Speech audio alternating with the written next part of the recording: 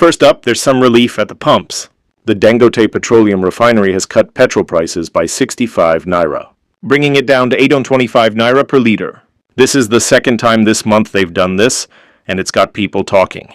Many believe it's part of President Bola Tinubu's push to ease things for us. Especially with Ramadan coming soon, fuel is everything here. It powers our cars, buses, and generators, and even affects how much we pay for tomatoes at the market. With this drop, life might feel a little lighter. Transport fares could dip, and maybe we won't spend so much keeping the lights on at night. But we're all wondering, will it stay this low, or is it just a temporary break? Nigerians are hopeful, but we've seen prices bounce back before. For now, it's a small win worth watching. Now let's spend some time on our soldiers. The Nigerian Army is rolling out serious upgrades for them. One of the biggest moves is doubling their daily feeding allowance, from 1,500 naira to 3,000 naira. That's a jump that really counts. Think about it. 1,500 naira barely buys a decent plate of rice and stew these days, with how prices have climbed. Now with 3,000 naira, soldiers can eat better while they're out there risking their lives. Feeding is basic, but when you're far from home facing danger, a full stomach can make a difference. This change shows the Army knows their people need more to keep going. They're also offering loans at just 3% interest. That's almost free compared to what regular banks charge. Sometimes 20% or more. Soldiers can borrow for emergencies, like fixing a motorbike or bigger things, like starting a small business for their family. And here's the real game changer. The Army is building houses, 2- or 3-bedroom apartments for only 8 million naira each. In places like Lagos or Abuja, you'd pay triple that if you're lucky. These homes are exclusive to soldiers, giving them a shot at something most Nigerians only dream of, owning a house.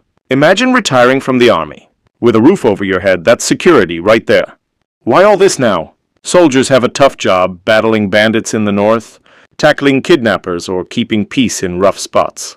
They're often away from their wives and kids, sleeping in camps and stretching small salaries. For years, people have said they're underpaid and overlooked. This new support feels like a thank you, a way to say, we see you. Online, folks are cheering. Some call it a smart move to keep soldiers motivated. Others wonder why teachers or nurses don't get the same love. Either way, next let's dig into this political storm about Ibrahim Babangida. He was Nigeria's military leader from 1985 to 1993, a time when he called the shots with an iron hand. The big issue now is something he did back in 1993, canceling the June 12th election. That vote was special. Moshood Abiola won, and many say it was the cleanest election we ever had. People were excited for democracy after years of military rule, but Babangida stepped in, annulled it, and said it was to keep the country stable.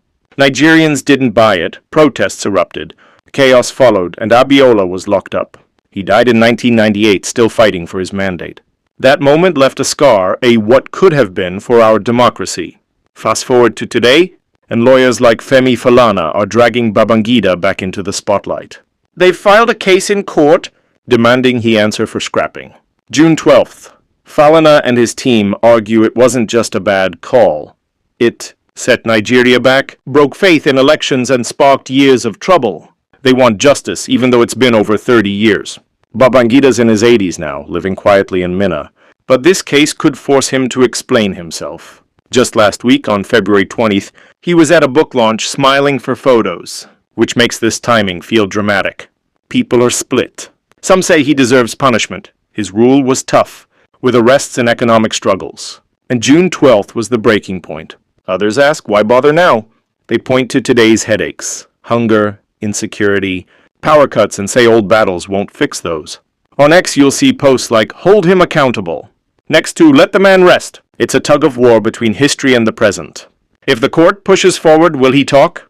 Could it change how we see that era? It's like a movie sequel we didn't expect, full of tension and unanswered questions. What's your take on revisiting this?